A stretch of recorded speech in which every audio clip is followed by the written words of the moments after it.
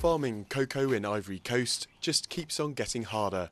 The price of fertilisers and pesticides keeps going up, but producers here can't sell their cocoa for prices to match, and it's clear who they blame for their problems. Cocoa is selling well, but it's the government which is creaming off all the money. We've got to pay so much in tax. This is the largest exporter in the region. More than 100,000 tons of cocoa beans leave these depots each year to Europe and the United States.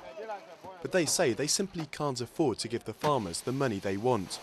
It's not just taxes, they say, but also the low price determined by the markets in London and New York. Over the past 10 to 15 years, the price of cocoa hasn't changed. It stayed at the same price while everything else has gone up.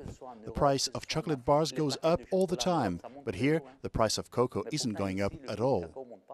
Exports are also being affected by the financial crisis. The lack of cash in the global market means orders have shrunk massively, and as cocoa becomes less and less profitable, the fear is that producers will turn to other crops. The rising cost of fertiliser, just one more reason to diversify. If you don't use fertilizer, you have to replace them with rubber trees. Within 2 years, there won't be any cocoa left in Ivory Coast. That might be an exaggeration, but many cocoa plantations here either lie abandoned or have been transformed into rubber plantations.